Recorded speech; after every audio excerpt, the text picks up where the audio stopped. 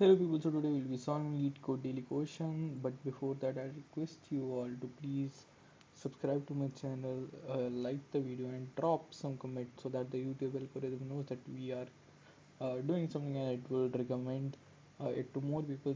Do comment anything which you like, be it my name, be it your name, anything. Just drop a comment and hit the like button.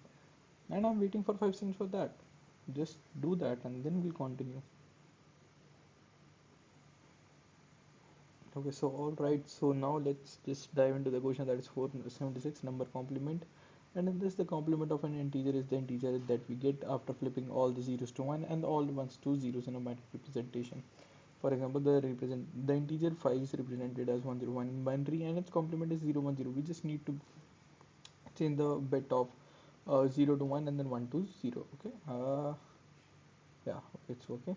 And we will be given an integer number and we have to return its complement. For example, the number 5 we'll have to return is as 2 because 5 basically means 101. So after flipping 0 to 1 and 1 to 0 we'll be getting 010, which in decimal is 2. Similarly, we are having number 1, so for that we'll have to convert it to 0, and we are having another constraint that number will never be equal to 0, so we don't have to like add one more case. Okay, so let's have a variable answer. What I'll be doing is I'll be fetching the current bit, and then what I'll be doing is I'll be having a pointer to the rightmost bit initially, and then I'll be doing while num is not equal to 0. As I don't have to flip the whole 32-bit integer, I just need to flip that while the number will not become 0.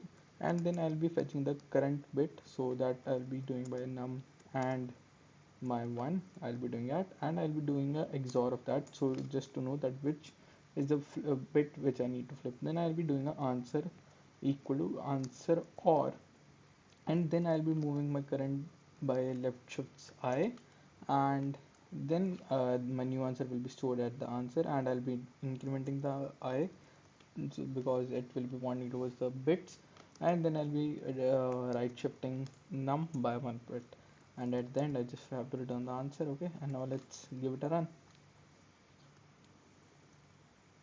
Yeah, and it gets accepted. Now let's submit it, and it works probably fine as well. Okay, so this was it for today. Thank you for watching, and please hit the subscribe button and drop a comment.